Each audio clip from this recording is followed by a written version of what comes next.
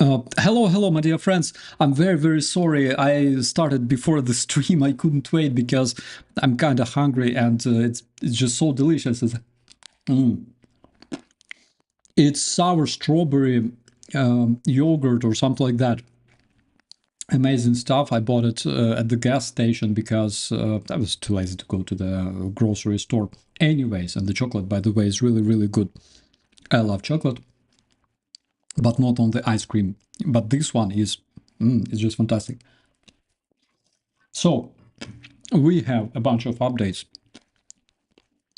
Of course, first of all, Russia lost 1 million dead and wounded. That is fantastic. I didn't anticipate so much back in 2022. I don't know, March, April, when we were in Kyiv, that was still under siege. I would not expect that Russia would literally, just sacrifice 1 million orcs for good. But apparently, I also underestimated Putin big time. Sorry, Huilo.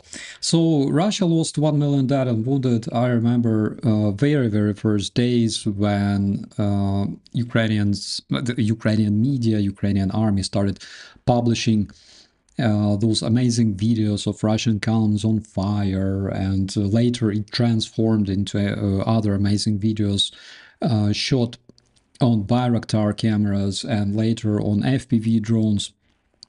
Who knows what will we see in year 2026? I have no idea, but I know one thing: we will keep seeing them becoming better and better.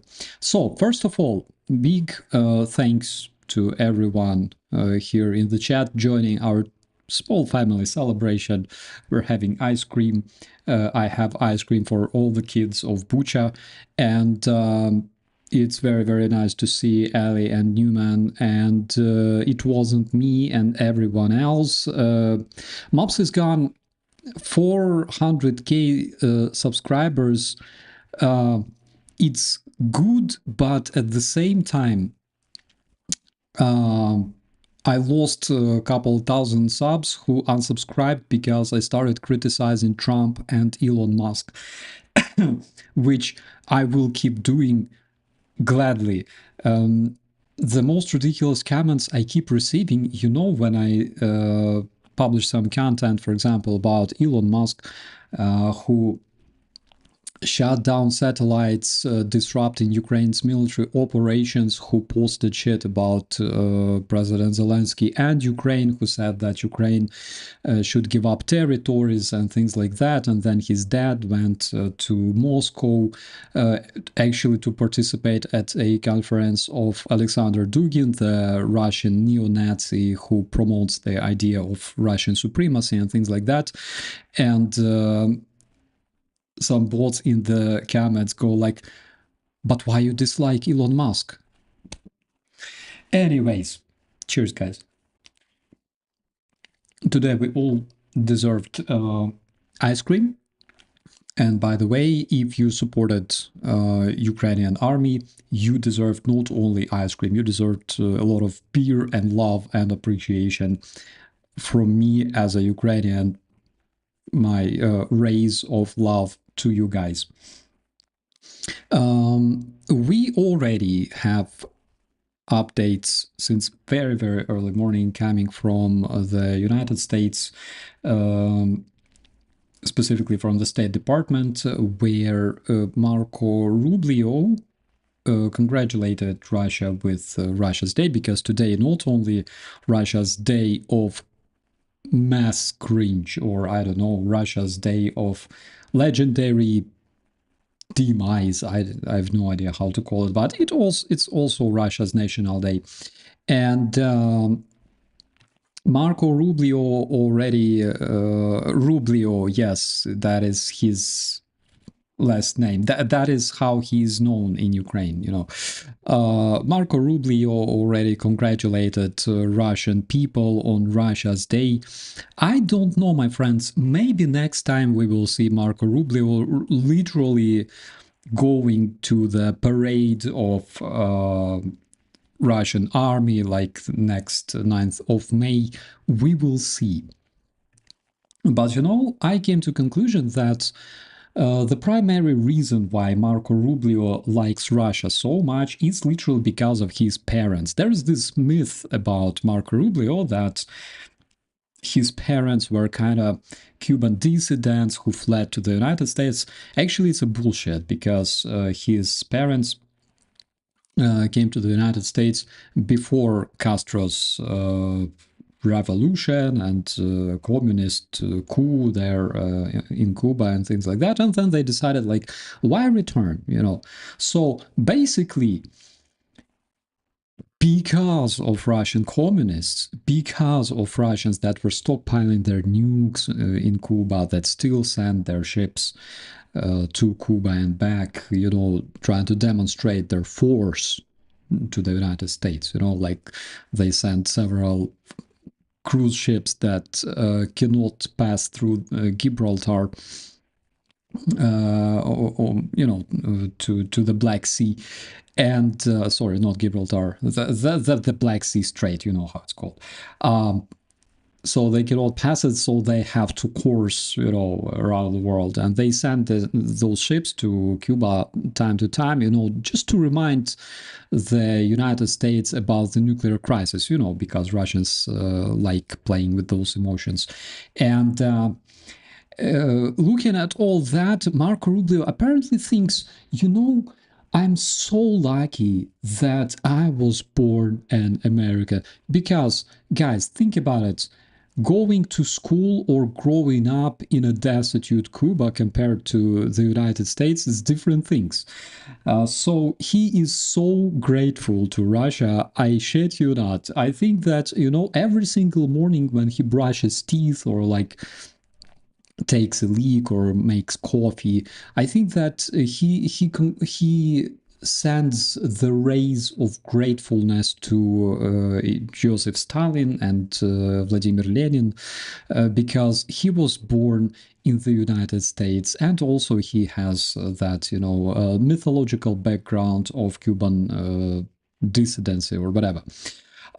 Anyways, another reason why he and his comrades, okay, his tavarishi, apparently like Russia, is because when you run from your country, okay, after committing all sorts of shit, you need place to run to. For example, like Edward Snowden, like Steven Seagal, Bashar Assad, and other degenerates. So you need place to run to. That is one of the reasons why they never say shit about Russia, because apparently they will need to accommodate themselves in that area somewhere. Who knows?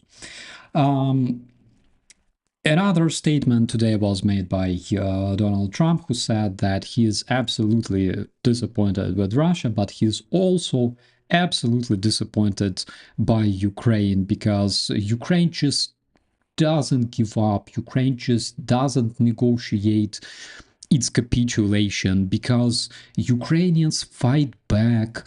Donald Trump would probably like give up already, I don't know, but Ukrainians, they just don't let them in the White House sleep peacefully, because they just keep fighting. They created all those problems. Donald Trump has absolutely no idea how to finish the war that he promised to finish 53 times on the American national television. He has no idea, because Ukraine doesn't want to capitulate. For some reason, Ukrainians just don't want to die. They refuse to die. They refuse to give up their land. Why? He has no idea why it's happening, but I think I have idea why he doesn't have an idea. It's because he literally has absolutely no moral compass, okay? Because, guys, let's be honest, whatever is happening around us, we can analyze from 2 points of view. One is moral point of view. How moral is that, right? How moral is attacking a neighboring country. How moral is it to wear a uniform, take weapons, and literally go across the border and start shooting at your neighbors? How moral is that?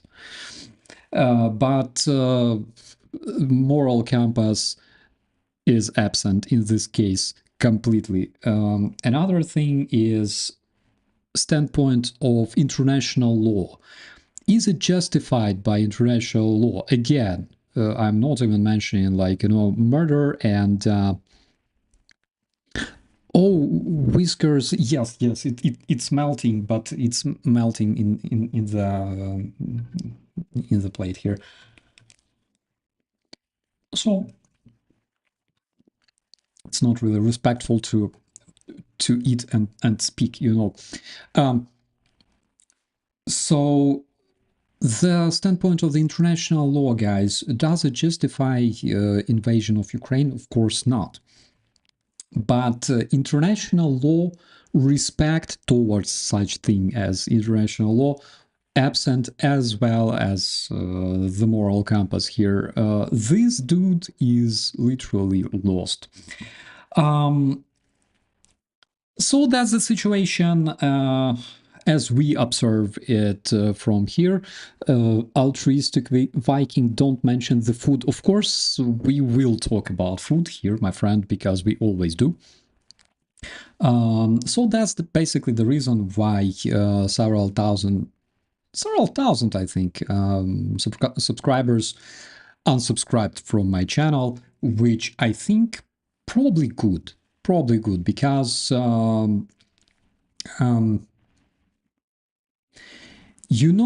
I think that good guys gotta stick together. So I don't care much about that portion of people. I don't blame them, okay?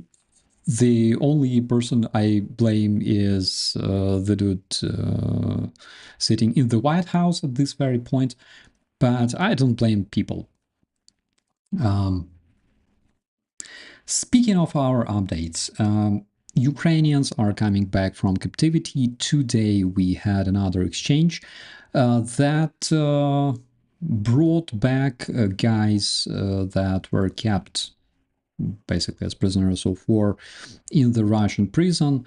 We are talking about our paratroopers, our airborne assault guys. We are talking about the National Guards of Ukraine, and we are talking about the border guards. So those guys returned home alive. That is the main thing. Actually, I think I have a video of that, just so you could understand, because I don't want to cry alone, okay?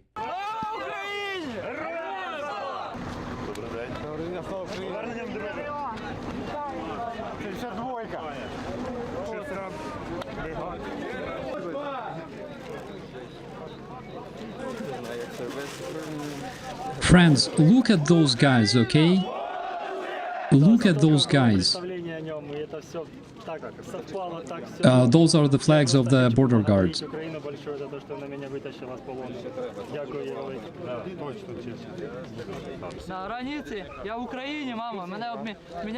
He talks to his mom.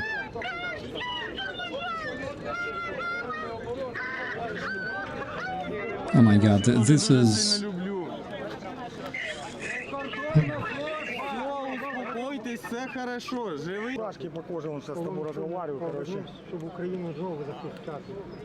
This is insane, my friends.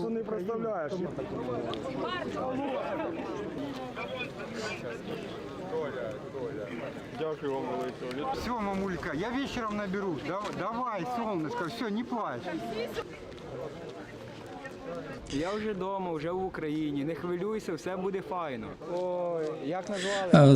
There's different ages, my friends. Different ages. We can see young guys, we can see older guys, but... Так, я вже в Україні.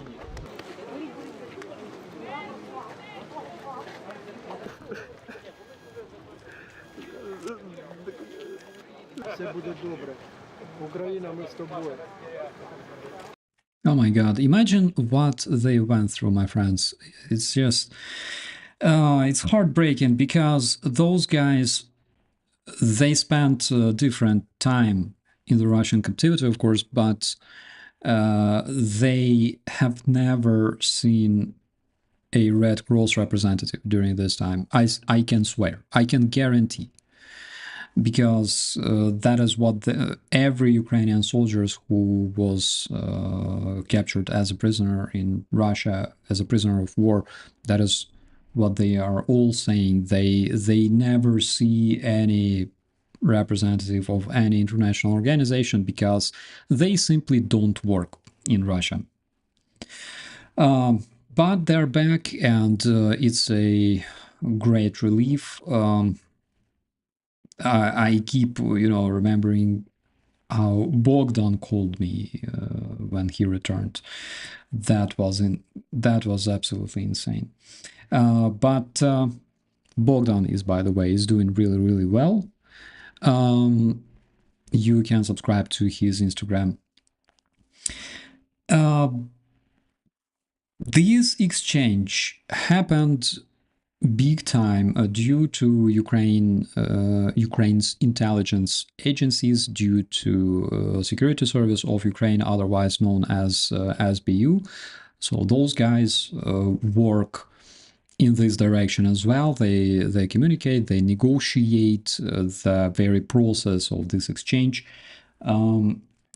Besides doing that, of course, we know that SBU is very, very good at destroying Russian bombers, Russian strategic aviation. Oh my god, I laughed my ass off literally when I learned that two A-50s were destroyed.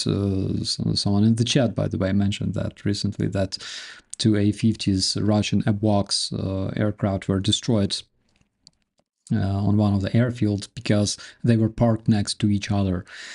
This is absolutely amazing.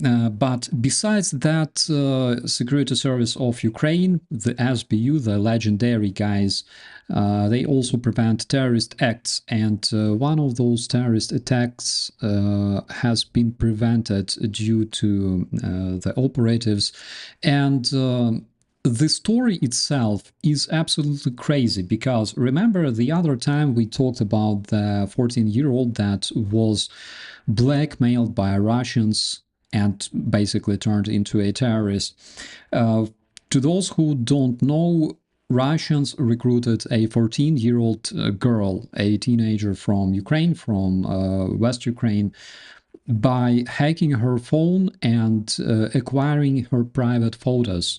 They recruited the child and told her to deliver a bomb and plant it under the police car. So the bomb was discovered, the girl was detained because she didn't talk to the law enforcement, she didn't let them know about this thing. So it's a crazy situation. But we have a new situation. This time 15-year-old girl was recruited by Russian FSB in Ivano-Frankivsk. This girl, first thing she did, she informed Ukrainian law enforcement, and due to SBU, this terrorist act was prevented. We have several operative pictures here. That is the counter-espionage unit of SBU. They are looking at this stuff. That is basically a bomb that was built by this girl, as the FSB terrorists told her. But everything is fine in this case. Again, we can see that, first of all, speaking of that 14-year-old, all right, that got her pictures hacked by Russian FSB. In normal countries, law enforcement is fighting against pedophiles. in Russia, law enforcement are the pedophiles. That is fact number one. Fact number two, and you can justify it however you like. I'm addressing this to Russian bots and supporters of the Russian terrorism, but that's fact. Russian law enforcement are pedophiles because they hack phones of Ukrainian children, snatching their photos, whatever photos those are, and later blackmail them into becoming terrorists. Fact number two, Russians are terrorists because they act like ISIS. I can see absolutely no difference between Russians and ISIS in this case and all other cases, because recruiting somebody, forcing or encouraging this person to build a bomb or deliver this bomb and become a suicide bomber, because in most cases those bombs go off killing the carrier. That is what the terrorists do, and that is one of the reasons, by the way, why we in Europe consider Russia a terrorist regime since 2022, and this was not changed until this day. Russians are terrorists. Russian Federation is a terrorist regime. Fact number three, these are the people, those people that told this girl to build a bomb and plant it somewhere in order to, I don't know, kill more Ukrainian civilians. Those are the very people that Marco Rubio has congratulated this morning. He literally congratulated Russian terrorists who told a child to make a bomb and plant it and detonate the bomb, killing Ukrainians. That is the people, the individuals that Marco Rubio, the state secretary, has congratulated with the Russian Day today.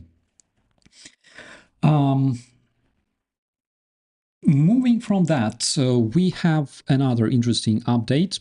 I would like also to bite another bite. Guys, it's fantastic, actually. I'm very sorry. I'm not accustomed, to eating in front of the camera, but, we have a special day today.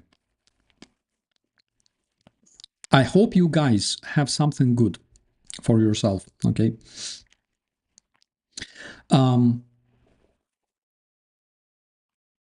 We have another update. So you know that Russia uses its Lancet drones for a while already, and Lancet drone is basically a surveillance and kamikaze drone. It carries explosive charge.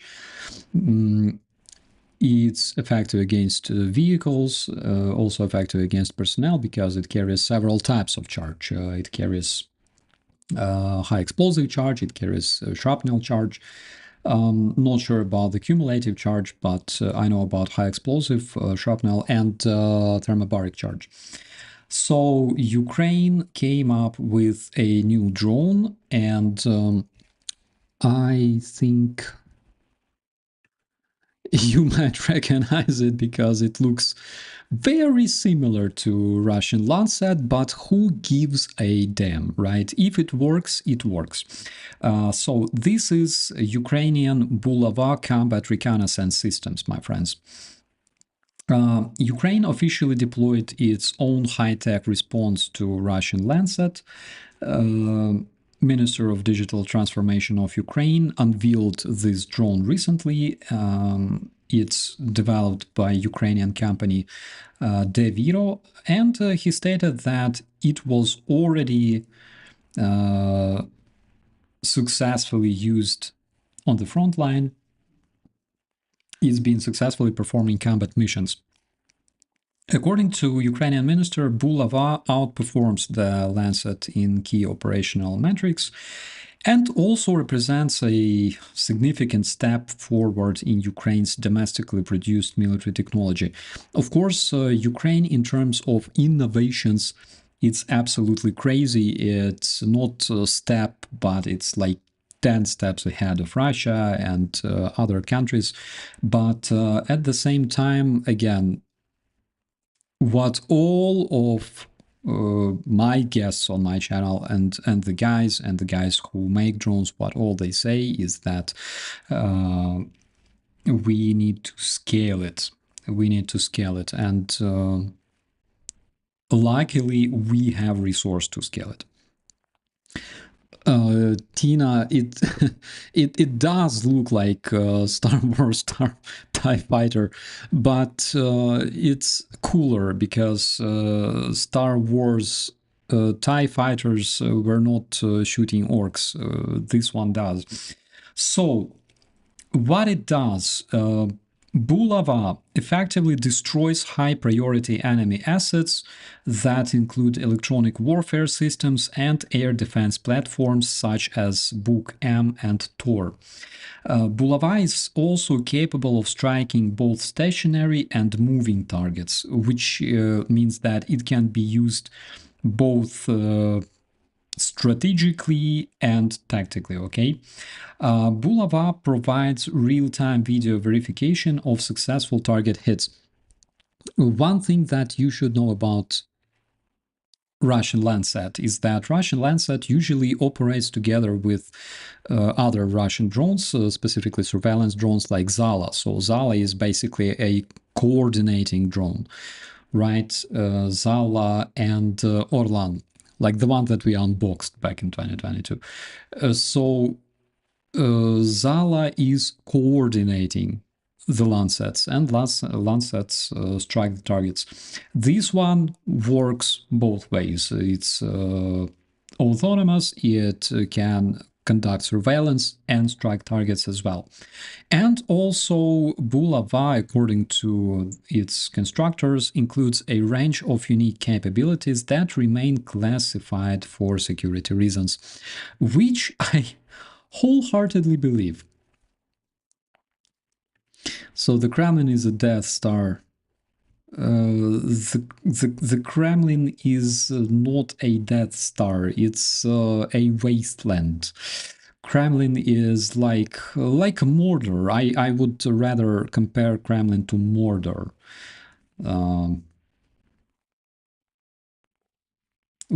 Is there filthier place than Mordor? Currently, let's compare it to Mordor. Okay. Hey Cheryl, hello to Arizona Oblast. Hello. Kremlin is the Sith, absolutely. I think so. Could be. It's been a while since I watched Star Wars. I watched Mandalorian a couple of years ago. So that is considering the most recent updates. We have some update that is not much related to Ukraine, but today an airplane crashed in India. As you probably know, 242 victims. I think one person survived. I think from what I saw in the updates, the crash was absolutely enormous. Two engines failed and the aircraft stalled. I think flaps didn't work either, something like that. There's this investigation, 242 victims. That is absolutely insane. You know that I like aviation and I also like people generally, and it's a big tragedy. Yeah, one person I think miraculously survived, and it's absolutely crazy.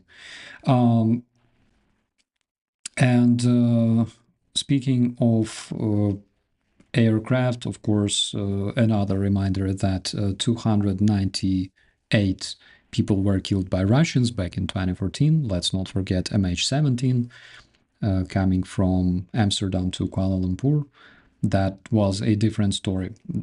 And another reason why we consider Russians terrorists, because they never took responsibility, even though it was confirmed multiple times. We all remember that Russians tried to forge evidence. They used Google Maps with photoshopped airplanes trying to portray, Ukrainian Su-25 flying as high as 30,000 feet above, which Ukraine's attack aircraft cannot do, especially like Su-25 and other things. We remember that, and hopefully one day Russian terrorists will also be responsible, will also face responsibility and face justice for that as well. I really hope so. And speaking of 1 million 1 million Russian victims. How reliable is this number? From what I remember during the very first days, this number was, let's say, very, very not sure how to call it, optimistic or pessimistic.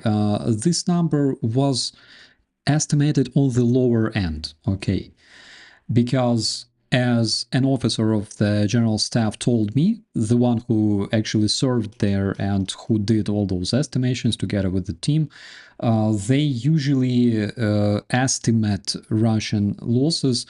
Like if it's a footage of a Russian org becoming good, yeah, of course, that is considered like 100% lethal event, right? So that counts. But if we can see, for example, a vehicle on fire, a vehicle hit by a Ukrainian missile or Ukrainian drone, or an armored personnel carrier or something like that, then they estimate the approximate number of people that can fit inside of this vehicle and divide it by 2.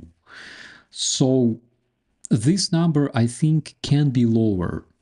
We also know about approximately 50,000 Russians that were missing in action as of, I believe, beginning of this year or earlier. We remember that was it Putin's niece, or I think it was Putin's niece, who estimated that number, who spoke it out accidentally on the television. She was booed by one of the Russian officials, like, don't speak out loud such numbers.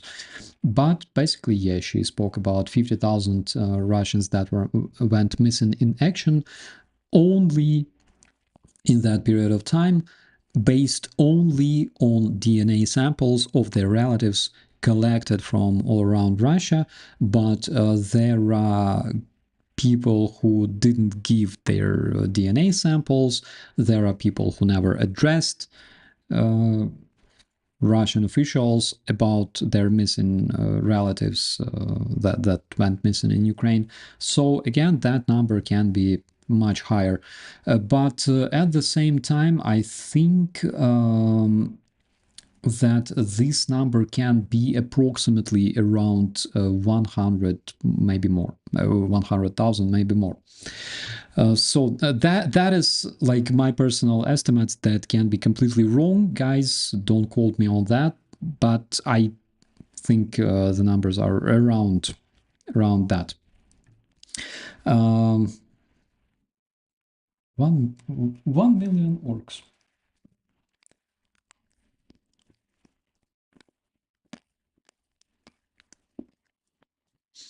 Less time. Very, very less time. I had ice cream in Bucha, in a park. I was sitting there, enjoying sunshine, enjoying, I believe, 250,000 Russians dead and wounded, something like that. And I believe, when the fuckers die, the souls of those kids that they killed in Bucha, they take them straight to hell. I want to believe so, right? I'm not the most religious person in the world, but I want to believe so.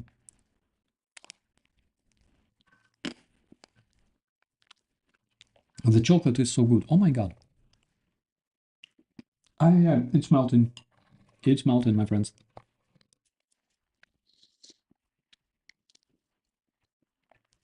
Okay, what do we have here? Is that ugly? So Yemelin having a party today. Yeah, he's having a party as well. He's guarding my garage actually in Kiev. I think that he can celebrate on his own. What were the latest estimates that I have heard from American and British intelligence? I think something around that. I think British intelligence and American intelligence were speaking about approximately 100,000, 200,000 dead. Was it 300,000? Let me check it out. And I think I will address ChatGPT because ChatGPT knows shit, unlike me. Hey, how's it going? I'm looking forward to working together. Let's figure out where to start. What's on your mind? Fuck you, don't talk. Tell me, how many Russians were reported dead recently by the world's intelligence agencies as of 2025. He's searching the web. He knows how to do it. So, as of mid-2025, Western and Ukrainian intelligence estimate that around 250,000 Russian military personnel have been killed or are missing, presumably dead, with total Russian military casualties surpassing 1 million. Here's what the main agencies report. Ukrainian General Staff and Western agencies report over 1 million Russian casualties since February 2022, including approximately 250 killed or missing. Which, again, I don't really think that this is the case because Russian medicine sucks, okay? I think Russia, from what I saw and what I know and what I've been reported, Russian casualties are like 1 versus 2, 1 versus 3, okay? 1 dead, 2, 3 wounded. However, maybe that's exactly the case. UK Defense Intelligence estimates roughly 1 million casualties total, of which about 250 are killed or presumed dead. They further estimate 400,000, 500,000 permanent combat losses, which are killed, missing, and severely wounded.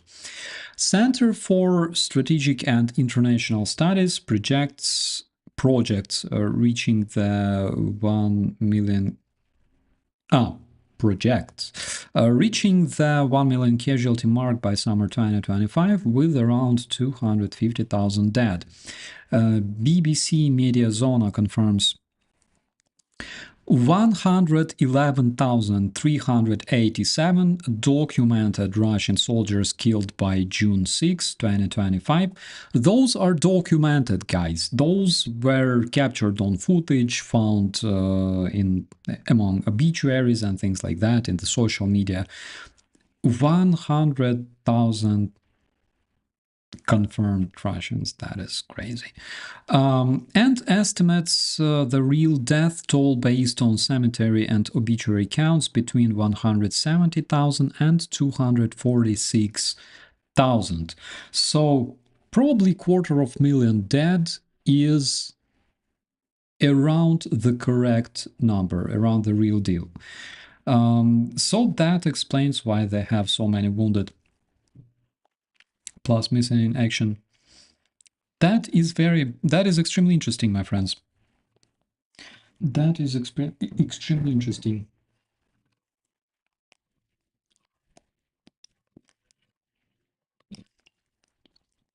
Guys, I hope that you're having something good as well. We all earned it, right?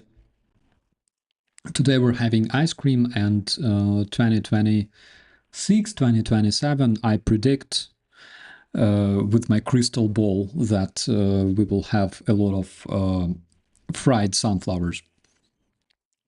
We will have such a harvest of sunflowers that you will not believe your eyes.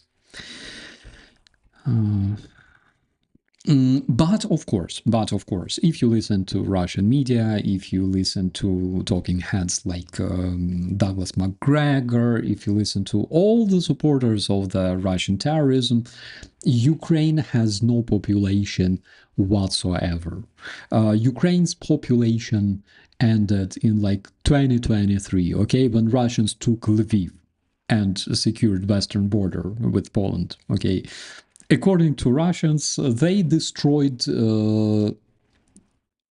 all the tanks that existed in Europe besides Russia, plus all European armored vehicles. All that, according to Russian media, is already destroyed.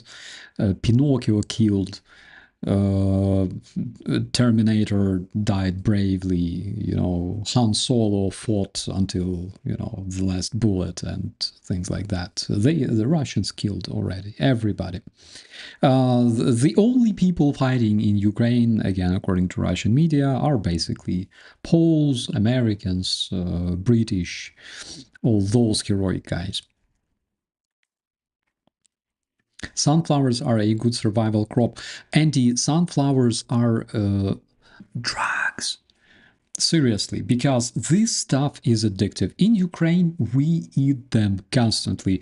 The other day, I went to this Eastern European grocery store not far from here, and my lady had to like drag me forcefully from those stands with like sunflower seeds because otherwise I would buy like 10 kilograms and eat them all.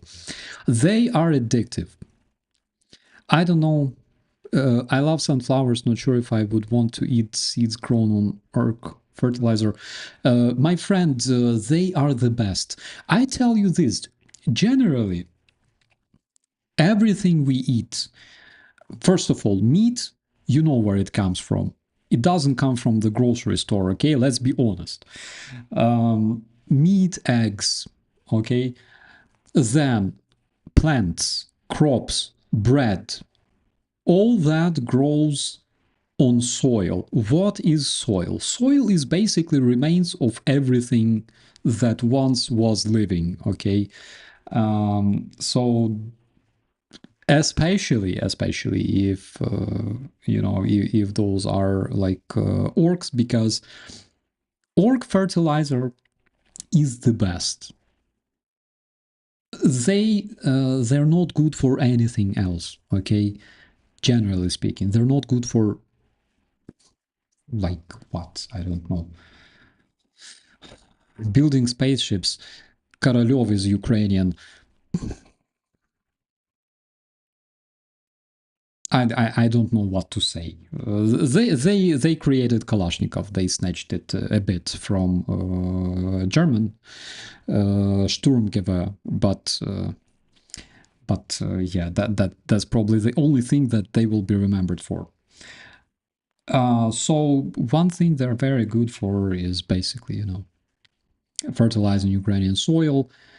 One Russian can fertilize several square meters of Ukrainian soil for real, very, very well.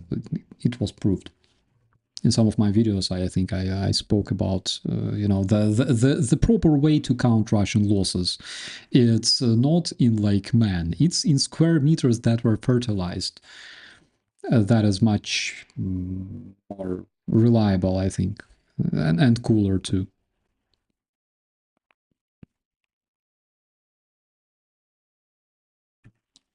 Is Putin a grandchild of Hitler?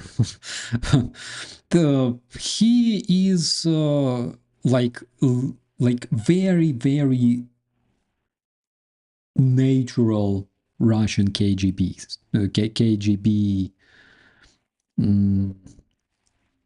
product of Russian KGB machine, right? He is evil. We all know that, but you know, when, for example, Donald Trump or someone from anybody, you know, from his team, when they speak about Putin, it's as if it's a proper thing, you know. Yes, they're evil. Yes, they kill a billion people. Tell us something we don't know.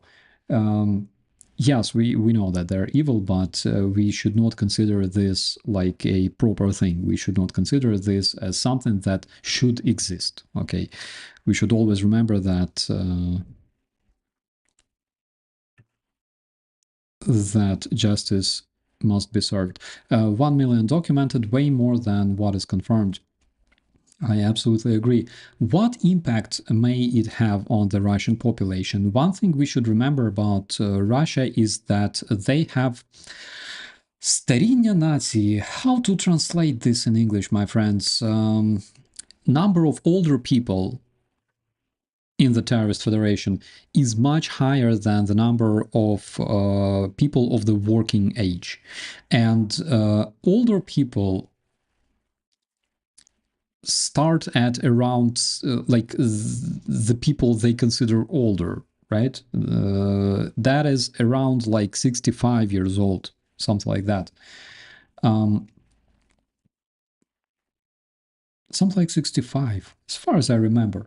So the fact is, the number of older people is much higher than the number of people of working age between 18 and basically 60. Much higher, which means that more people receive pension than people working and providing, you know, for the country, filling up the budget with their taxes. 1 million dead. I know a person who can talk more about this, all right? Because I am not an expert in sociology. How many, how to phrase this? How many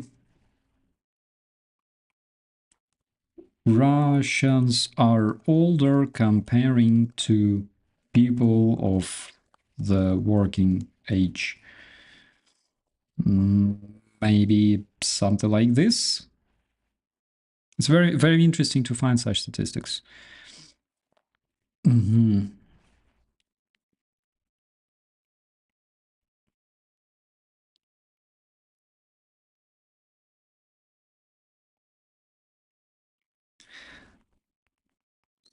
Oh, okay. Split Russian society in such groups: working age people versus everyone else, older and too young to work.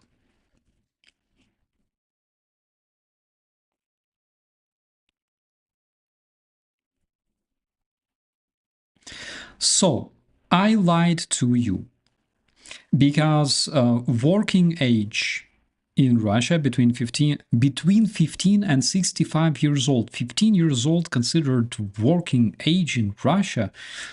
What the hell is that? I forgot they still live in like 18th century. So working age in Russia, 65% among all the population. Everyone else, 30% too young plus older. So basically 65%, 65.2% of all Russians, that is working age. Not working age, too young or too old, 43 million. Working age Russians, 93.9 million. All right. Should we ask ChatGPT what sort What sort of impact will 1 million Russians dead in Ukraine have on Russia's economy? Speak like a professional sociologist and how to call it, economist. I learned how to write proper prompts. The death of approximately 1 million Russians, primarily military-aged males, in Ukraine represents an unprecedented demographic and economic shock to the Russian Federation. Labor market distortion. Actually, I would really have like Mark Burnett here. I would love to have him on this stream so he would explain things from the standpoint of monetary economists, right? But we have ChatGPT. The majority of the dead are men between 18 and 40, a key demographic for both industrial and military productivity. The loss tightens the labor supply, especially in sectors already suffering from shortages such as construction, transport, agriculture, and extractive industries. Basically, the very fact that Russians are currently in the state of war and they have wartime industry, other industries will suffer from that, which is a fact. And it's a fact that construction and transport and agriculture, all those industries are suffering at this point. So this creates upward pressure on wages, especially for manual labor, but may also lead to reduced competitiveness and inflationary wage spirals in a fragile economy. Lower long-term productivity. That's I gotta talk to ChatGPT more. War casualties remove not only current workers but also future managerial and technical capacity. Many of the deceased would have matured into more skilled roles over time. This causes a loss of human capital investment and reduces potential GDP growth trajectories over the next decades. That is something that, again, a lot of people predict nowadays. Have you heard any news on the Kherson watermelon crop this season? Unfortunately, I didn't hear about that. I know that the watermelons will be delivered from Kherson to, we have Kherson, we have Mykolaiv. All those regions are extremely rich in watermelons, and they're very, very good. Kherson, of course, breeds the best watermelons in Ukraine. Back in the days, they would be delivered up the stream, northwards along Dnipro, by huge barges. You could literally stand on the bank and see like those huge barges full of watermelons just going towards Kropivnitsky, Kyiv, Zaporizhia. But because currently we cannot use rivers for naval transport, I think they will be delivered some other way, by land probably. Pension and welfare stress. The demographic loss is not offset by birth rates, which remain critically low. That is, again, very interesting. With fewer working age contributors and a growing elderly population. Growing elderly population, that's the term that I was looking for in the beginning of this quest. Russia's pay-as-you-go pension system becomes increasingly unsustainable. That is, again, what I was talking about. The state may be forced to either raise taxes, cut benefits, or both, causing socioeconomic strain on low and middle-income families. Do you want to hear about socio-demographic consequences, my friends? Because I personally find it extremely, extremely interesting. Let me know.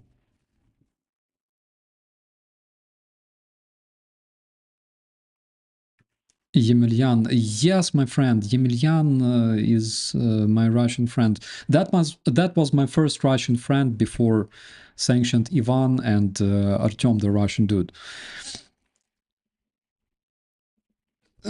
Okay, so gender imbalance. Russia already had one of the world's most skewed male to female ratios due to high male mortality and low life expectancy. I've heard about that, but not in details, my friends. A further loss of young men exacerbates this imbalance, leading to lower fertility rates. That is the reason why Russians snatched 20,000 Ukrainian children. Family formation delays or declines, again, higher rates of single motherhood and social vulnerability.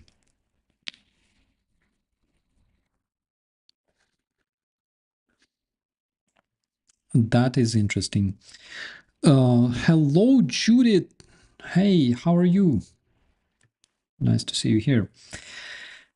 Grief saturation and regional trauma. Many of the casualties are concentrated in rural areas, of course, ethnic republics, of course, and economically disadvantaged regions, often disproportionately conscripted, of course. These areas face loss of community cohesion, disruption of generational continuity, long-term social distrust towards federal authorities. Guys, remember the other day I showed you this amazing video of Russians in Kolyma celebrating the Victory Day in Russia with those like bombed, ruined buildings that were not actually bombed. That's like the way they are, the way they look like in Russia. Literally go 50 kilometers from Moscow and you will see that literally, let alone like far eastern Russia and stuff. So multiply this by 10 and that will give you like an example of what Russia actually won from starting the war against Ukraine. Militarization of the economy and society. Okay, from what I know, generally the war industry is currently the only way for Russia to let's say control the unemployment rate, control the employment deficit, and provide for people. Let's see if I'm wrong or right. Resource misallocation. The need to replace lost manpower encourages increased automation and militarized industrial planning. Defense spending, arm production. Civil sectors like education, healthcare, and infrastructure suffer from budgetary diversion. Yes. Reducing overall economic welfare and innovation capacity. Because again, people who receive money, for example, compensations, new Lada for a widow, like a bag of potato and a couple $1,000, they don't stockpile it, they spend it straight away because Russians were generally poor and destitute, and all of a sudden they have like a lot of money, so they can buy some Chinese car, Shuba, go to Maldives, you know, and they spend it straight away. Shrinking innovation base. Many of the dead and wounded would have contributed to the scientific, technical, and entrepreneurial base already weakened by war-related brain drain. We can see a living example of brain drain. My bro sanctioned Ivan, and a lot of people who actually worked as IT specialists. We know that a lot of Russian IT specialists actually like program missiles and stuff like that. But those who were smart, they left. Okay, they left, and hopefully will never return and find new life outside. This hinders the knowledge economy and long-term economic diversification. That is very interesting. So, as a conclusion, ChatGPT, who imagined himself or herself itself a sociologist and economist, concludes that the death of 1 million Russians in war is not just a humanitarian catastrophe, but a demographic and macroeconomic wound whose effects will unfold over decades. Russia will face chronic labor shortages, worsening dependency ratios, heightened gender disparities, increased social welfare burdens, declining economic dynamism, unless counteracted by major immigration. And here, my friends, remember all those Russian ads to like American people. You want to find a Russian wife? Come here, comrade. Two African guys. You want to have Russian passport and serve in the best military in the world? Welcome, comrade.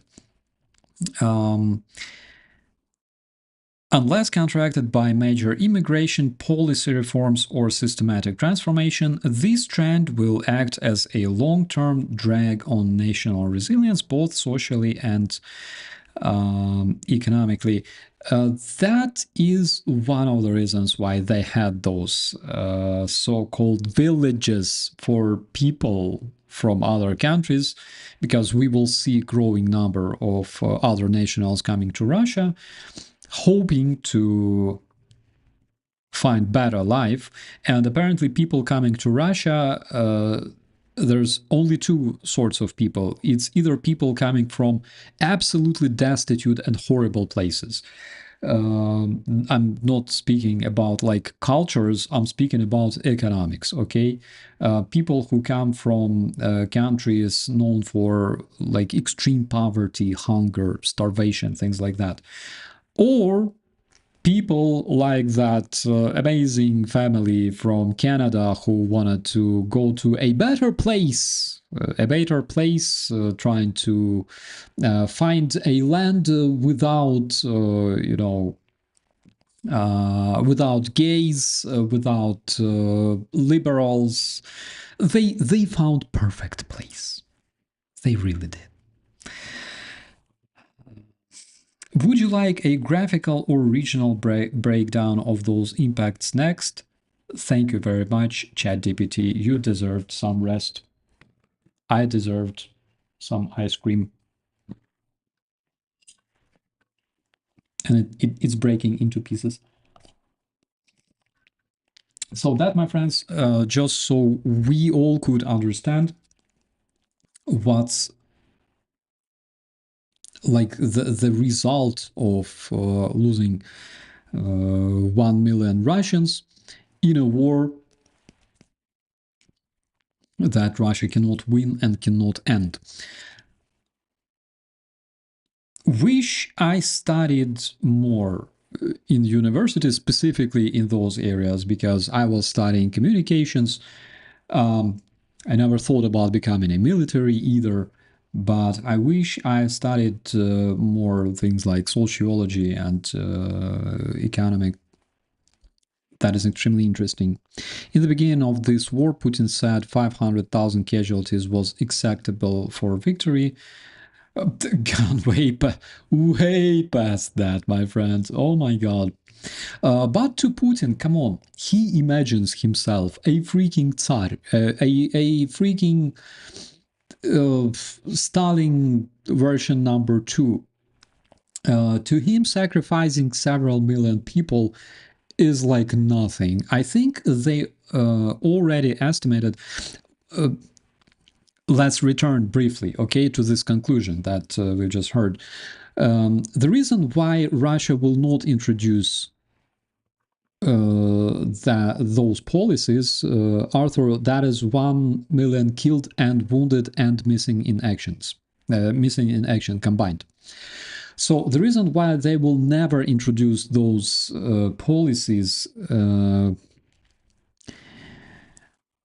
is basically the reason why half of Russian schools need renovation in 2025, according to Russia's Ministry of Education.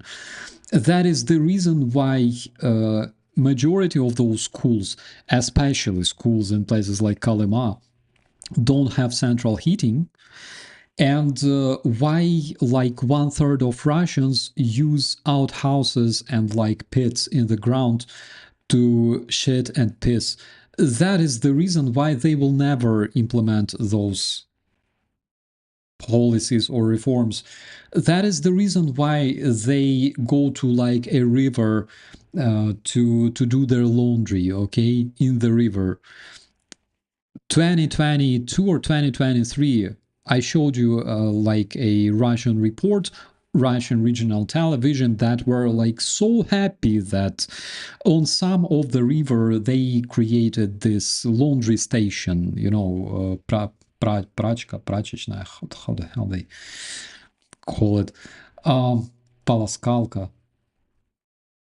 Jesus Christ, laundry station on a river in Russia, superpower, freaking space ships, you know, spaceships.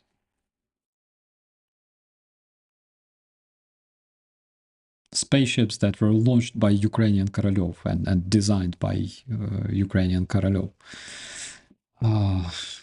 Spaceships that were that were launched before Russia built a toilet paper factory in the Soviet Union. So those are the reasons, my friends. Russia is like this giant with paper legs.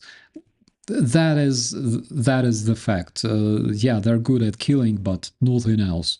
If you're good at your social policies, like Germany, like Poland, like Hungary, like France, like Canada, United Kingdom, if you're good at this, maybe you're not really good at something else, okay? Like killing.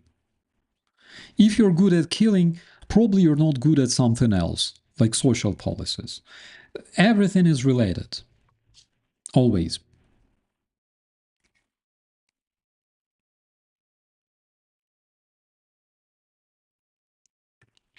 Yeah, it really is, my friend. It really is. Spaceships from where? I don't know. Probably in the future we will see a new director of Roscosmos. Maybe his name will be something Western, like Elon. Maybe he will explain. We will live up to see this, my friends. Funny how is the nations that don't have toilets for everyone that claim to be the next superpower, they claim to be already superpower, my friend. I would really like to find if there is some kind of video footage from that recent Dugins conference that harbored Elon Musk's daddy in Moscow. I really, really want to see that because, again, friends, if Elon Musk overdoses on his ketamine or whatever he takes and decides to run to Russia, we will see him there. We will see him literally building spaceships for like Roscosmos, you know, hugging and drinking vodka together with Rogozin. We will see that. Yeah, Simon. That's what I'm talking about. Absolutely. Hello, Granny. How are you? I hope you're doing well.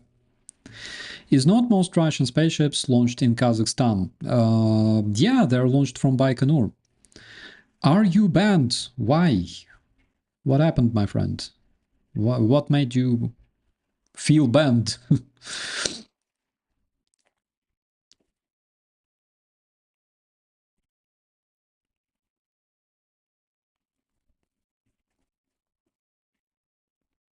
But this is so typical for Russia. My God. People who imagine this as a superpower, Okay, they base all their expectations or their experience of Russia, they base it on Moscow. Moscow is, or probably like St. Petersburg, Moscow is terror Russia's capital. It's supposed to be rich. However, at the same time, when you walk down the central street, when you walk down the Red Square, of course, everything looks good, everything looks super cool. You walk literally 100 meters away, and you have an impression that this place was bombed in the World War II and wasn't repaired ever since. I can tell because I've been to Moscow 2012. I've been to Moscow like 1 year before the revolution. I kind of regret partially of going there because I literally wasted my time for nothing. At the same time, it was a very, very interesting experience to me, because when I decided to see Moscow the way it is for real, not like on the central streets, I was impressed so much. So much. How many people is Putler prepared to lose? I think he needs enough people that will be defending his palace. We're talking about the Rosgvardia. Those will be spared. Everybody else will be wasted. You see, his biggest dilemma right now is to understand how to finish the war, because he realizes that Russia is collapsing. Russia is free falling right now. It's free falling towards its inevitable demise, which will happen, and it will last for decades. And I don't really want this to happen. You know why? Because I want Russia to pay reparations. I want Russia to pay reparations to Ukraine, to Georgia, to Syria. I want Russia to pay reparations to all those countries. That means that Russia must work. Russians must earn a lot of money, right? But statistics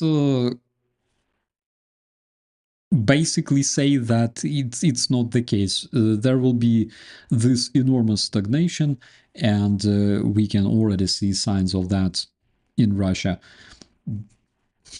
Who knows? Maybe we will just literally like walk in and acquire like Russian oil rigs, or I don't know, like gas producing facilities. They will be just given to Ukraine and all the countries that Russia needs to pay reparation for centuries. So Putin doesn't know how to finish that. Putin understands that Russia is collapsing. Putin understands that he's running out of time. And he's basically prepared to sacrifice people for this time in exchange for this time. That is how I see it. And that is the way Russians always did. The way they always fight is literally, like meat grinder. More men thrown into that meat grinder that just don't care. You don't have weapons.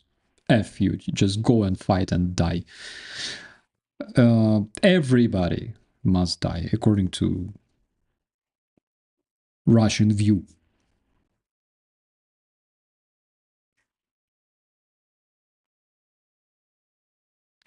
Ukraine will have to accept natural resources as payment.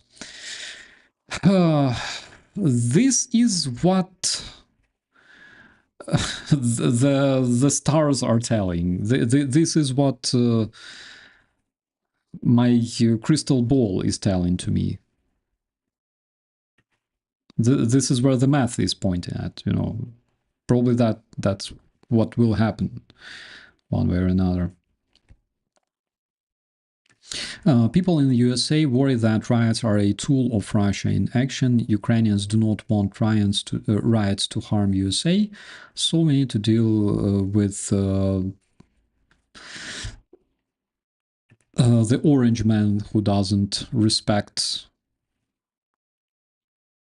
morality and international law. I don't know. YouTube will censor for very specific and arbitrary words. Yeah, I guess. Guys, algorithm is crazy. Okay, we discovered that back in 2022, right? When people, including myself, when our comments started disappearing all of a sudden. I don't know. Yeah, that is another update that I saw today. Keith Kellogg said that he wants that one way of stopping the conflict is bringing Russia back into the Legion of Nations. Was Russia in the Legion of Nations when Soviet Union made the pact with Adolf the Eichmann? I think Soviet Union was already there when they did it, when they became allies with Nazi Germany.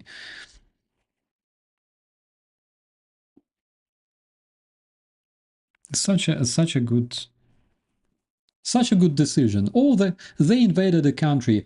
Let's bring them to G8. Because why not?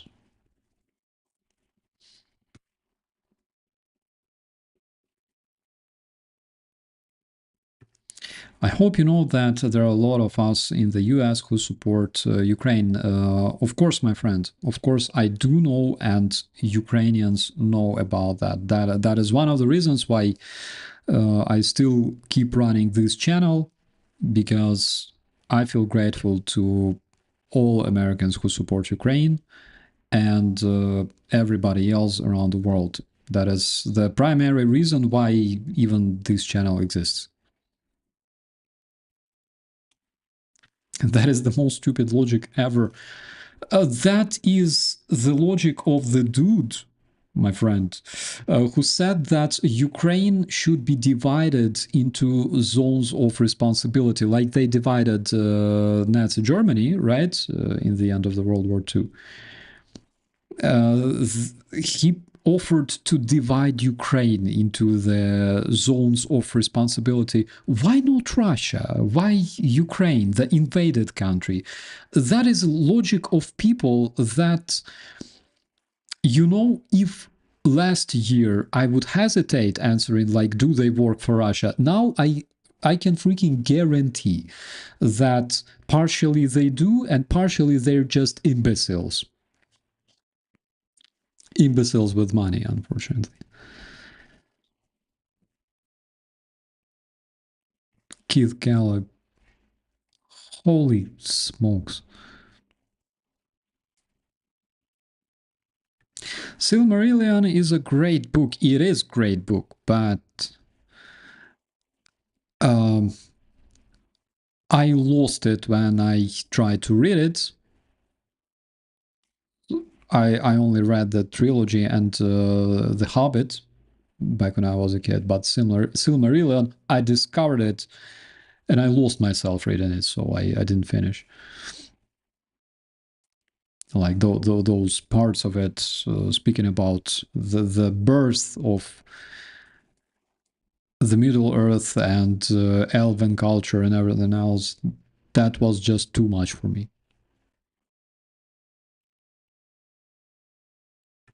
Did we learn nothing from the Berlin airlift? Yeah, that's what I'm saying. Apparently, we did. They didn't. They didn't learn anything because probably history books is something they don't really appreciate reading, I think.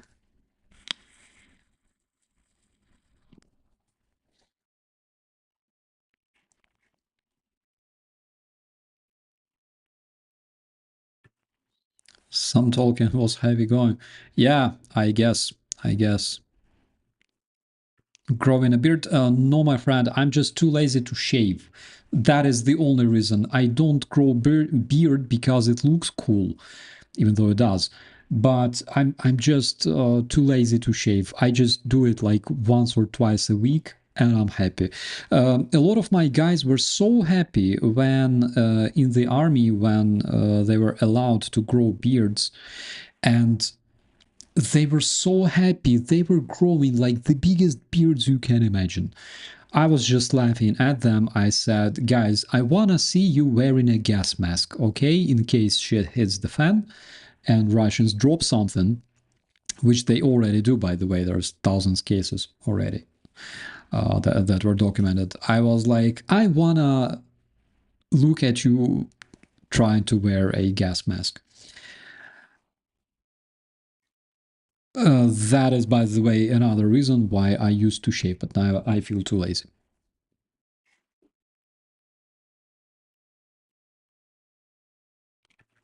Blueberry vape, and not just blueberry vape, I have raspberry ice cream here.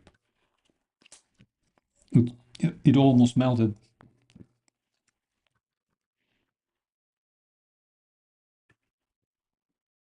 I tried to read the trilogy every summer as a child. Let's just say The Return of the King rarely got finished.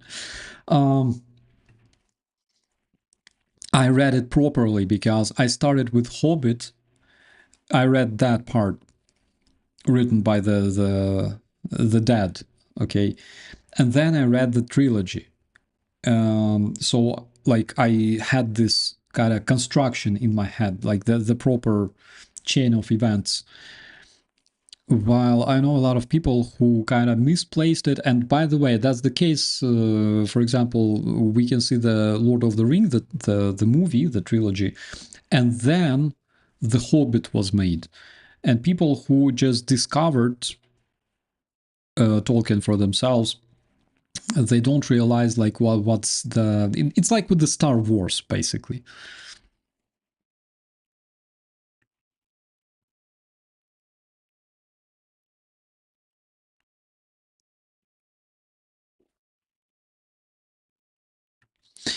Gas masks were the World War I origin of that characteristic Adolf mustache. Ah, I didn't know about that.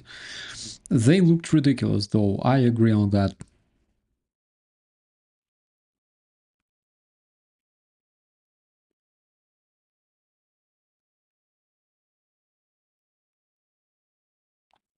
I really recommend the audiobooks. The most recent audiobook that I've listened to was Lothar Buchheim Das Boot. That one was cool. Really, really cool. And the movie as well.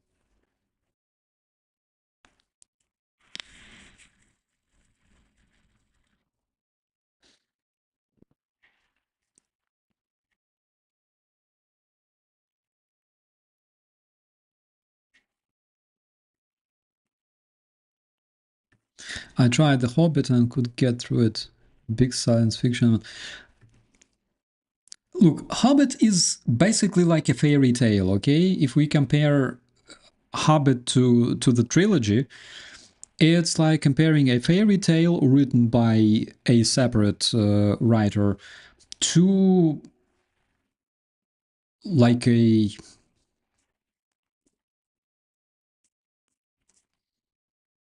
like a fantasy, like serious fantasy fiction. I think not like I don't consider the fairy tale not serious, you know.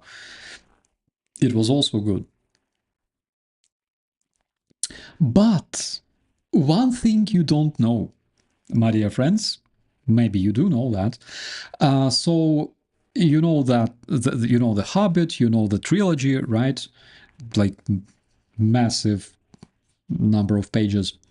In Russia, there is a dude called Nick Perumov who decided to continue the storyline.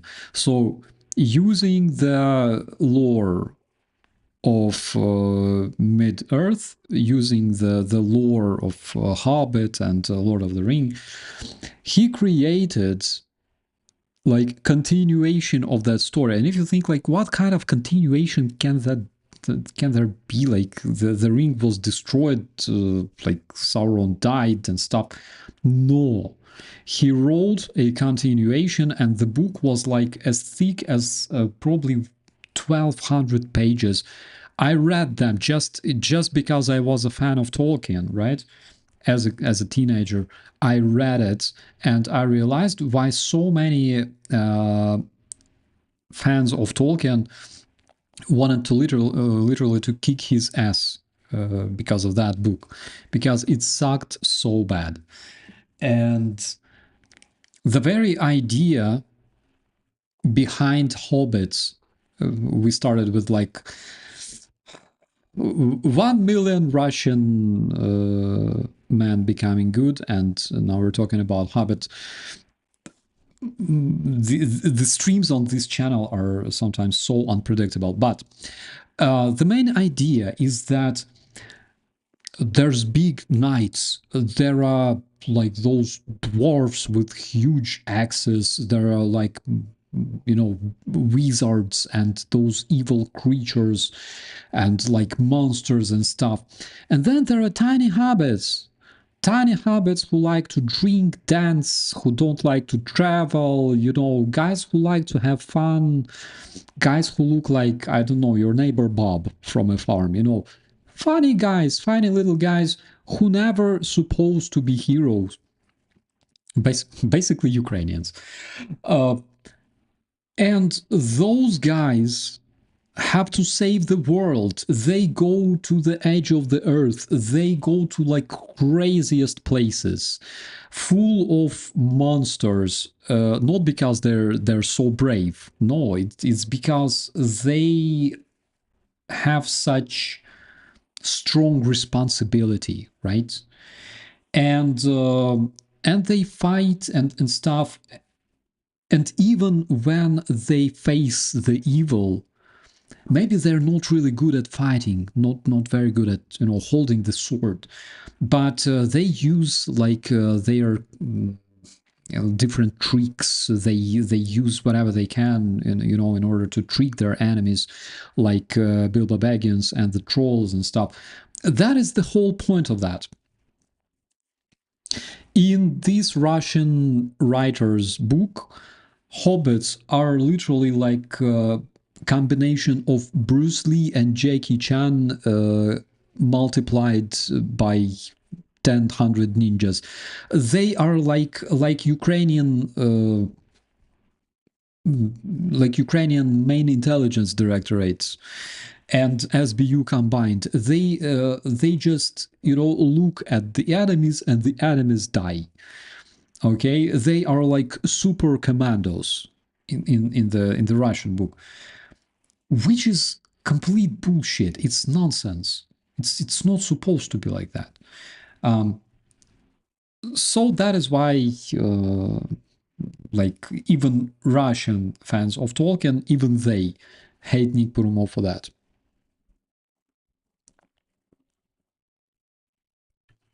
Ukraine, yeah, we have like hairy legs as well.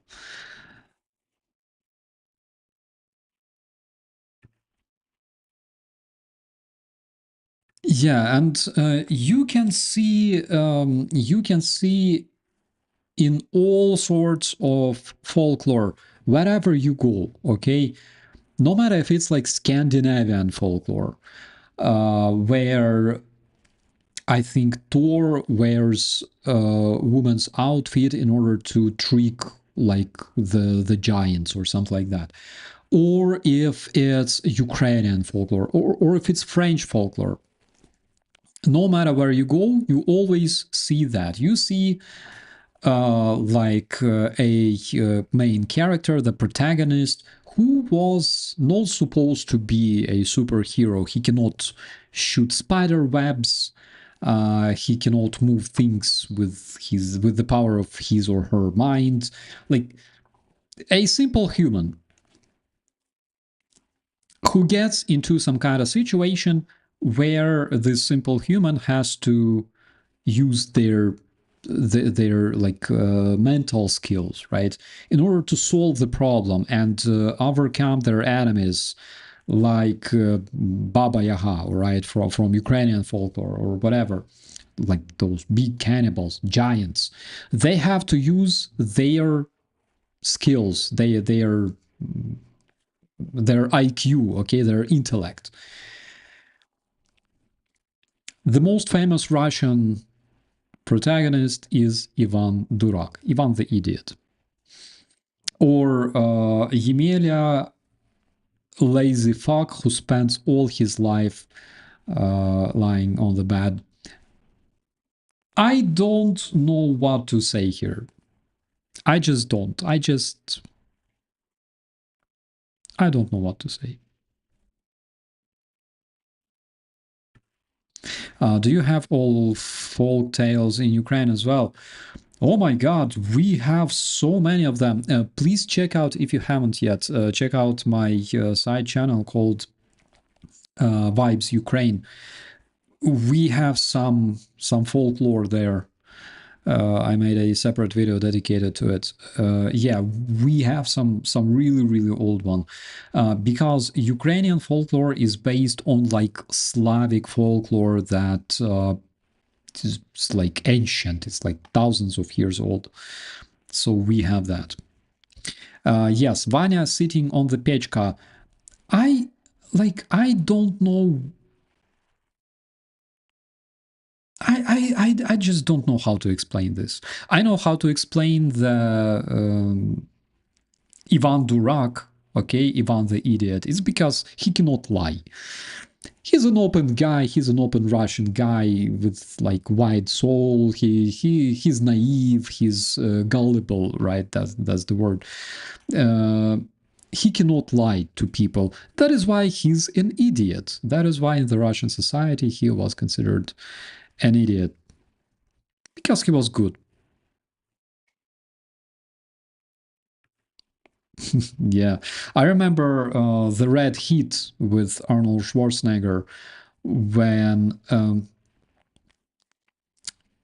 he's playing chicken with Victor Rosta, with that Russian mafia dude, and like they're driving like a bus and a truck towards each other, you know, and then Belushi, I think, right? What was his name? Like turns the driving wheel and the bus like collapses, and Arnold is like mad, you know, he's screaming at Belushi. He's like, Durak, Durak, and the translation is idiot, idiot. I was laughing my ass off because in Russian language, Durak and idiot, they're similar words, but they have a bit different meaning.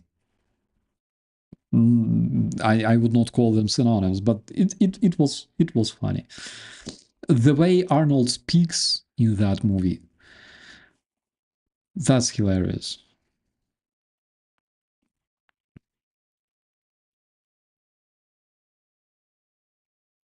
Почему ты ко всем придираешься, кокаинum?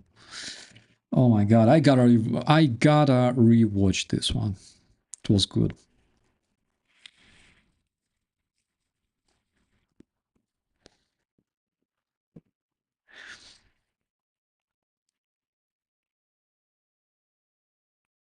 I learned to rock even before Suka. Oh, there's so many beautiful words you can learn.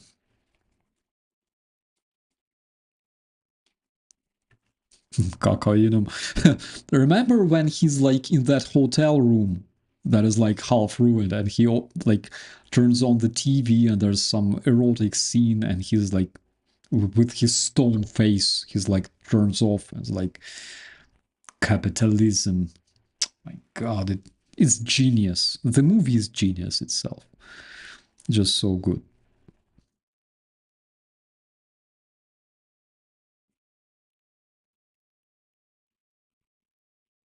With movies, we have a kind of shared culture. Yeah, absolutely. I think so.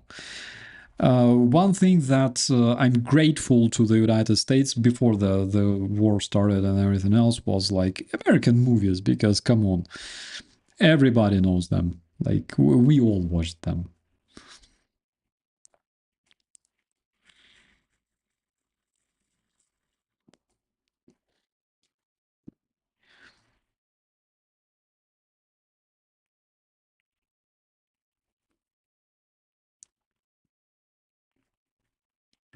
Vodka is the best Russian word. I agree on that. On the other hand, you know, I was never a big fan of it because I know quite a few people who go like, I prefer this vodka over this vodka because this vodka tastes better than this one. Believe me, I tried it multiple times. I had my time, okay, back when I was a teenager and when I was young, but how the hell do you even drink a like 40% spirit? What kind of taste can it even have?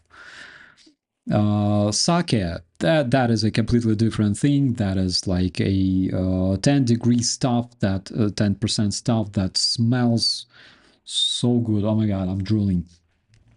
That stuff is good. Absolutely. Absolutely. Zelensky is receiving trailers of dead and thousands of Ukrainian soldiers. Yeah, especially those that were completely surrounded in Suja. Those 5,000 Ukrainians, I'm so tired of calling everyone. I called Ukrainian embassy. I called President Zelensky himself. He doesn't reply to my calls. I'm trying to understand what happened to those 5,000 brave guys. Donald Trump was saying that they are completely surrendered in Suja, surrounded in Suja. Putin was saying that they are completely surrounded in Suja. No updates about them whatsoever. I don't know where to find them. I asked my guys, they say they had no idea. Where are those thousands of brave Ukrainian soldiers surrounded in Suja? We don't know. Maybe Russians just ate them. That may be like one of the explanations. You tell me if you know.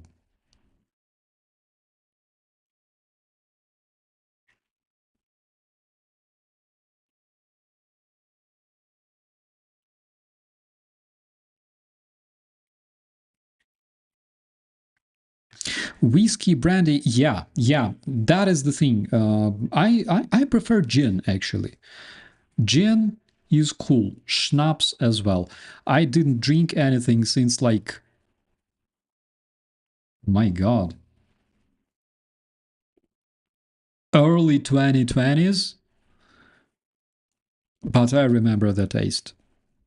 Sometimes I just think about it and cry when no one is watching. Vodka was invented in Poland 200 years before Muscovy claimed it. Ah, yeah, that could be. The single malt scotch I drink is 63%. One time when I was 15, just don't tell my parents, one time I tried moonshine, and the moonshine that we prepare in Ukraine is sometimes around 90 degrees. So I tried that one and I survived, as you can see. I lost my hair, big part of it, but I survived. What is the most popular alcohol in Ukraine? Literally like Budweiser, Heineken, things like that. All sorts of beer, including Ukrainian beer, of course, but like all sorts of beer, everything that people drink in Europe, you can find in Ukraine. But if you want something very, very specific for Ukraine, you gotta find Horilka с перцем, that is basically vodka with pepper. It's kind of yellowish, it burns, it's good. You gotta try, at least you gotta risk, try a like local moonshine, but good moonshine, preferably something made with like berries, with like cranberry is nice. And what else? We had wine culture before Russia snatched Crimea, Crimean wine, Odessa wine, Kobleva, those are good. But as Ukrainians, generally we prefer drinking something like Georgian wine or like Western European beer. Again, German beer, Heineken, Budweiser. I lied to you. We don't really drink Budweiser. Heineken we do.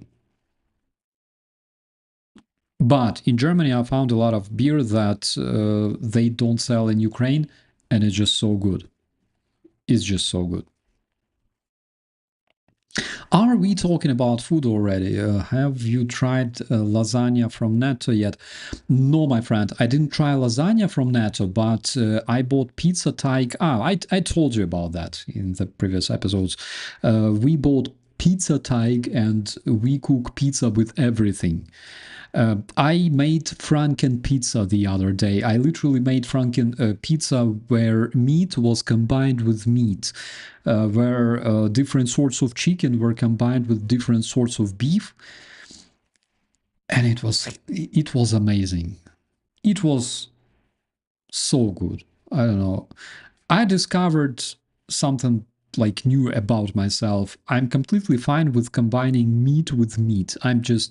I can take, I don't know, lamb with beef, with pork and chicken, and just eat everything together. It works for me. I like dark beer called Falcon 3.5. I drank oceans of it. I tried drinking dark beer. I just didn't really understand it. Like, it's good, but I like something lighter. And generally speaking, I drink like non-alcoholic beer. Like, nothing to brag about, my friend. Nothing I can surprise you with.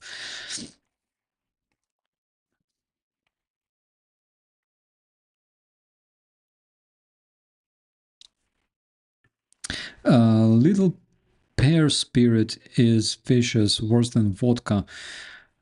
I didn't try that one, but back in Ukraine, we were drinking with one of my friends. She was a journalist. I think she still is. And we drank peach schnapps. It was good. That's when I realized that I like German stuff. I tried Crimea's wine and Georgian wine. Georgia's wine is very good, at least the ones I tried. Yeah, Georgia's wines are very, very good, but you gotta know how to select them. I literally have absolutely zero clue what's the difference between semi-sweet and semi-dry. I just don't know. So I don't know how to pick the wine. I'm sorry. This is part of culture that I missed. So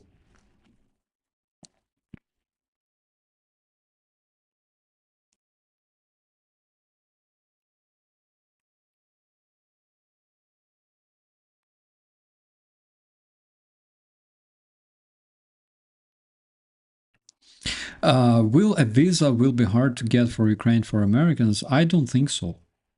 I don't think that it will be hard for Americans to obtain Ukrainian visa. I really think that Ukraine, since we're trying to become, we are on our way to becoming a European Unity member, probably it won't be hard. It's not hard even today. Is there anywhere I can buy Ukrainian or Russian MREs? So Russian MREs are not recommended unless, besides the masterpieces of Russian military cuisine designed for disposable soldier, you also want to acquire some intense diarrhea. Ukrainian MRE is probably more accessible. I'm not sure if you can buy it online. You know what? Please text me on my email It's in the description. I'll see what I can do. Because Ukrainian MRE, like, I would like to get it myself, like for myself, because it's just so good. It is delicious. The new one, the old one is nasty. The old one is probably as nasty as Russian. But the new one that we have since like 2016, it's a proper thing. Tequila Gold with orange and cinnamon. Yes, yes. I prefer it classic. I preferred it classically with lemon and salt. And generally, instead of lemon, I think you need to drink it with like lime. But Tequila Gold is very, very good.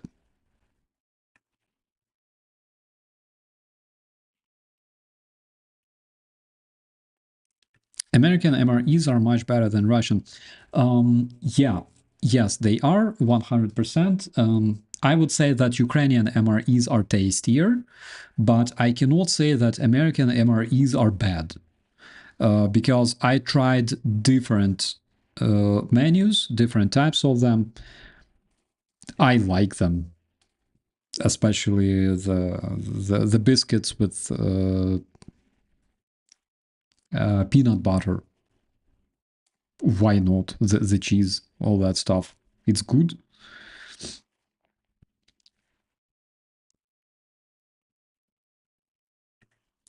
Canadian MRE comes with Kit Kat bar as a dessert.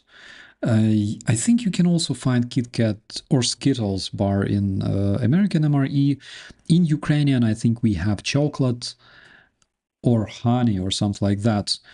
In old MRE, we had those crackers that we literally used to start fire. You know, like we would throw them in the campfire. But the honey that came in that MRE, it was nice. You could add it to the tea, or you could put it on top of the cracker and try to bite it and lose some teeth probably. But yeah, that one was not bad.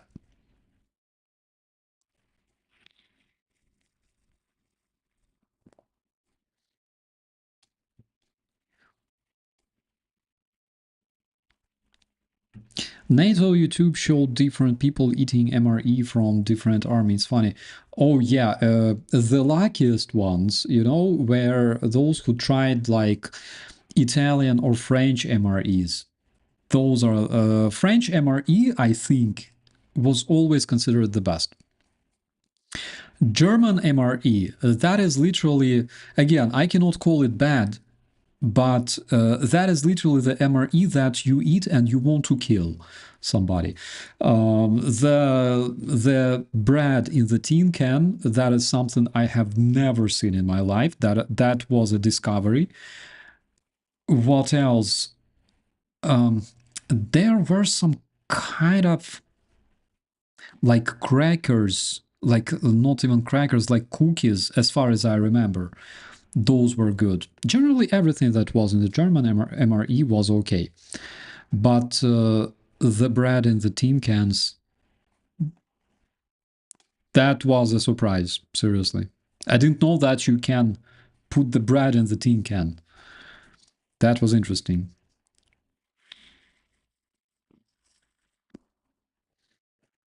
Utilitarian, that's the word. Yes, yes. That's literally, you know, like nothing extra, just eat, survive, and kill. That's it. German approach is so cool. I mean, French approach is different. French approach is like, what do I eat today? This chocolate or like these olives or these sprouts or like, does this sprout goes well with like this champagne? You can select. In Germany, it's like this. You have this stuff, you know how to operate it, use it.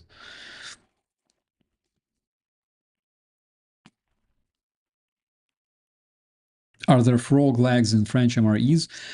I would not be surprised, but I think there might be. Do you think Ukrainians will overthrow the Kiev regime? My dear viewer, I don't know where you're coming from, but we already did that in 2014, and we cannot be happier since that time. Our dictator, by the way, ran to Russia. He hoped to return, but he failed. Maybe we will see, I don't know, some other dictators running after him to Russia, like Bashar Assad. We will see. But yeah, you gotta follow the news, actually, because you're asking something that we already did like 11 years ago.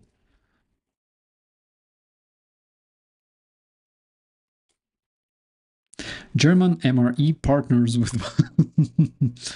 Yeah, sounds good. In the end, what else do you need? Tea, coffee, drink water, dude. Water is good for you.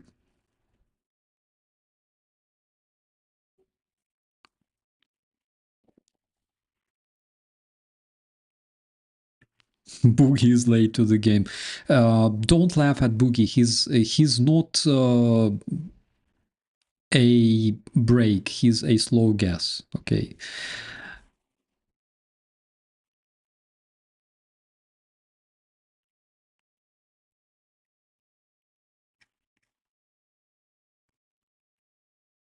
I like UA's traditional desserts, sweet cakes with poppy seeds. Oh, we have that stuff.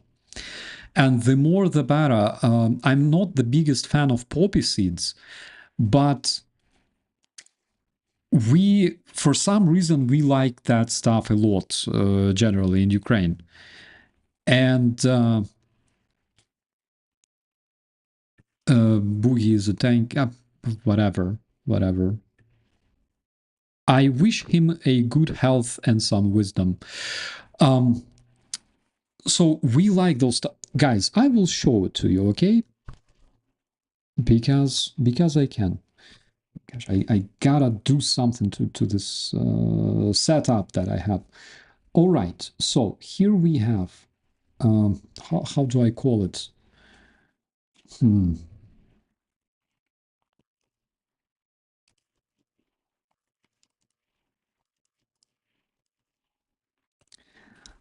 How do we call it? I think we call it like this. All right.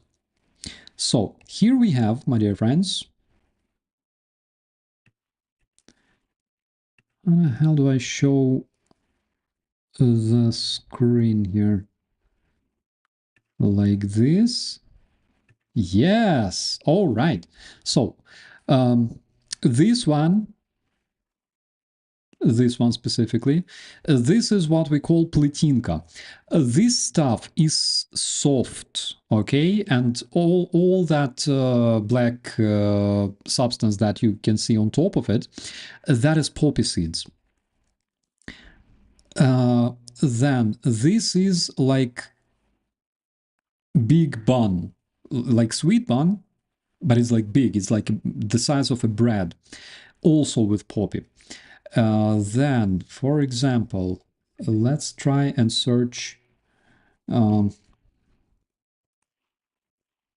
my God.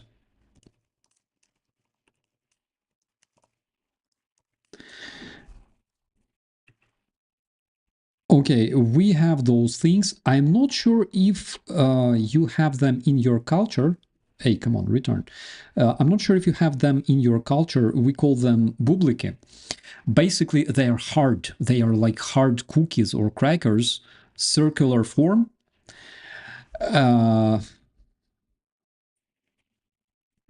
We say that they're like, the single man's best friends. So they come with like poppies a lot, but they're hard. And we also have a different version of them. Those are soft. Guys, you buy that, and it's when it's the soft ones are like big. Okay, you buy that stuff, and drink them, eat them together with milk and nothing else. You take milk, you make it, you put it in the microwave to make it slightly warm. You take that stuff with poppy seeds. Oh my god! And if you're lucky, you can find bubliki with jam inside. So that like circle, okay, and this is circle car tire. I don't know how to call it. The my god, what's the geometric shape? I knew it because I did 3D modeling. I forgot. Anyways, you find that bublik with jam inside and with poppy seeds. Vabene, that is just so delicious. Yeah, we also have like those. Those are kind of hard, but this one is soft. It's very soft. It's basically like donut, but not donut. Donut is made of a different dough. That one is a different dough. That one is more like sweet bread-ish, you know, usually with like jam inside. Oh, and here we have them with like sesame seeds, and that is something I don't know. That shit is Russian. Yeah, those are Ukrainian ones, and we have an F-load of them. Sometimes they go not only with poppy seeds, sometimes they come with cinnamon and poppy seeds and jam. Oh my god. That is the best thing I ever had with like milk when I was a kid. And I still keep those memories, my friends. They are so good.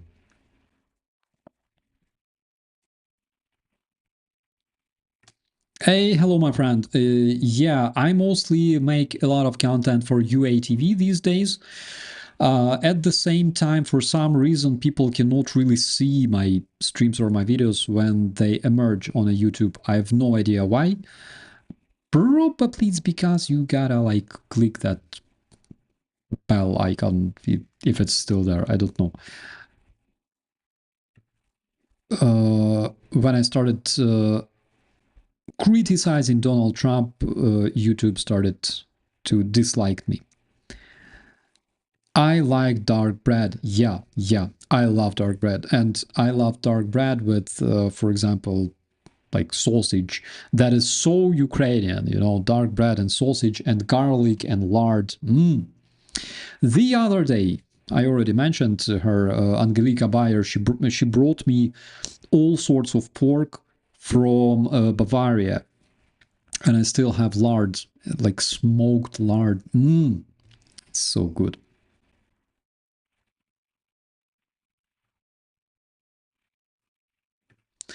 I've never been to Ukraine, but my grandmother was there. She moved to Canada and then America. Yeah, we did that a lot back in the days.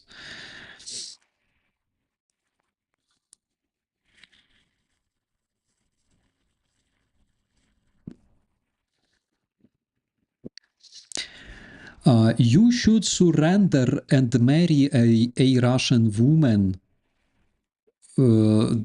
Товарищ, learn English. Долбоеб, learn English. Woman, not women. And move to Russia and identify as a Russian, said Yemel, or I don't know. Yeah, it's funny. So what I can say is that you probably already understand that your kids will be paying us big reparations. That's why I don't really need to move there. You better marry a Russian woman because you will need kids who will work, you know, to pay out those reparations. That will be more positive and beneficial for you and your nation if you want it to survive.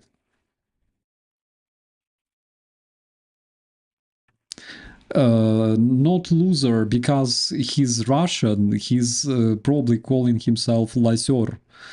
Lasor. Oh my god. But, you know, my friends, orcs can right now, yes, they can. Sometimes they do use Google Translate, sometimes they don't. But the very fact that we have Russian lasers in the chat, it only indicates that it's a good chat, actually, that it's we're having a good time here.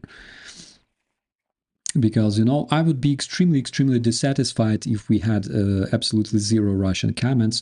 But because they write, because they try to type something while they have YouTube, you know, it's good. Why would anyone want to identify as Fertilizer? That's probably the top comment of today, my friend, because I would not like to identify as Russian rapists, Russian war criminals, Russian terrorists. Who would like to identify himself as Russian terrorists? I don't see any sane people, any sane person in this chat who would like to consciously identify with Russian Fertilizer.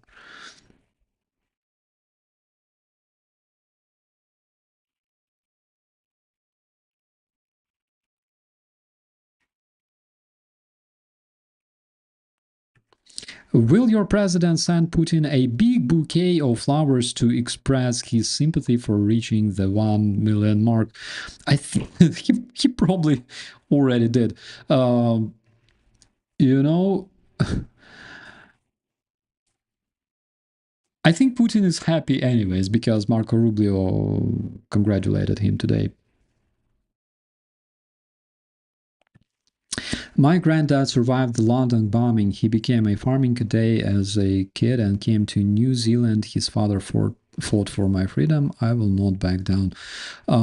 Yeah, by the way, again, big analogy that I can see between Ukraine and United Kingdom back in the days it is literally that, because Ukraine is going through the same stuff the British people were going through.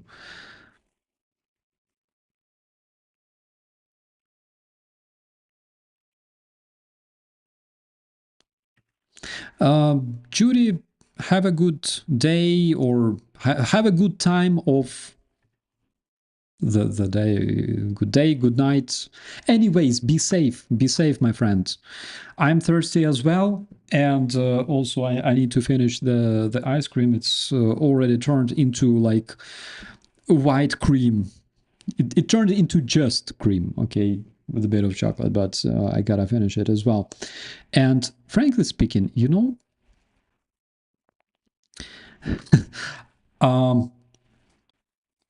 every time we have talks about food, it makes me so freaking hungry.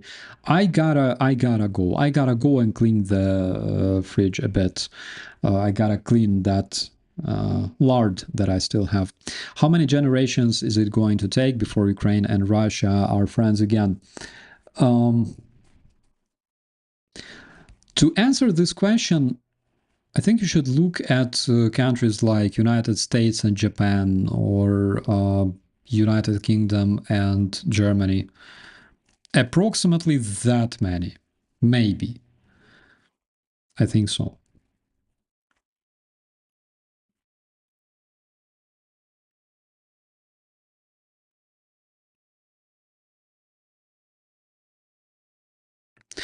Did you know Putin has a lot of support from people in European Union and America?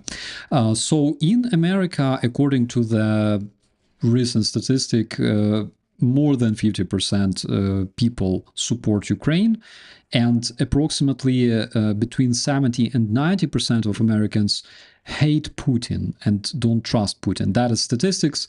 Check yourself, my friend. Google this. And also, I call all the people in this chat to Google this for themselves. Ask ChatGPT how many people in America consider Putin a war criminal and how many of them support Ukraine. That will answer your question. And another thing is, first, Russian brainwashing campaign is extremely effective, as we could all already confirm. And another thing is looking, for example, at different imbeciles like Elon Musk. I have another analogy with other people like Ford, for example, who also supported Adolf Eichmann back in the times of the World War II, who was saying that United States must be friends with Adolf, that United States must not fight against Adolf. And the reason I'm not surprised is because, you know, there's always degenerates who support degenerates. There's always imbeciles who support imbeciles. There's always wannabe war criminals who support like actual war criminals. You can always find imbeciles who support Nazi. And that is the answer to your question, why there are people who support Putin. Not all of them are bad, of course, because a lot of them are brainwashed, but there are people who genuinely support Russian terrorism, because there's always degenerates who support bad people. That's just so you know. Okay.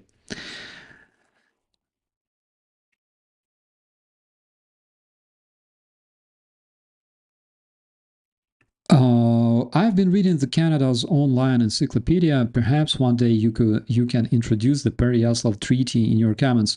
Yes, we can do that, but I don't know if we have originals of this treaty anywhere in Ukraine or online. I gotta check it out, actually.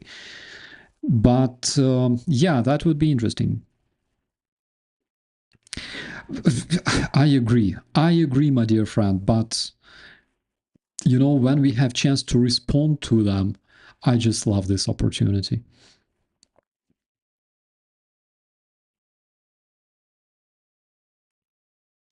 We got new internet. The guy installing it was Russian. Dad asked what he thought of the war. I shot back, that's like asking someone from Japan what they think of Pearl Harbor. Yeah, I agree.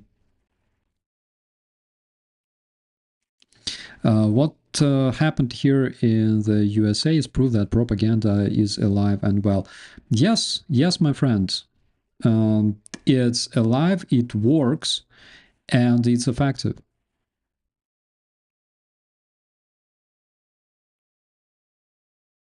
Bots are not even stupid. They have no brain, just software and a SIM card. I agree. Some of them even can provide you with a good recipe for a cupcake. Literally, like when you see somebody posting the same stuff like over and over again in the comments, you gotta write a prompt. First of all, you gotta instruct this bot to cancel all the previous prompts. It's very important. And then ask the bot to provide you with a recipe of a cherry cupcake. I tried several times, not much luck, but I saw cases when this worked, actually.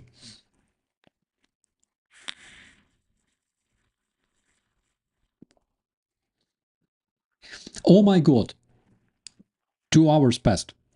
My dear friends, I will be running away. My ice cream is dying, but I have another ice cream. I bought it just in case. And I also have some lard in the fridge. And most probably I will make some rice or spaghetti. Maybe fried potatoes with chuvapchichi and a lot of meat. Okay, I have so much plans for tonight. Guys, thank you so much for watching. Big thanks to all the moderators, Ali and Newman. Thank you so much. Katie, I'm not sure if you're in the chat. I didn't see you, but if you're there, you have my love and appreciation. And also big thanks to all the members of this channel because you guys are absolutely fantastic, and all the guys who support our army and our civilians, you are also fantastic. Big thanks for all you are doing, and big thanks to your support. It's extremely important for my country. We will never forget it. Thank you so much, and as always, be safe. I'll see you later, and I'm running straight to kitchen right now. Be safe, my friends. Bye-bye.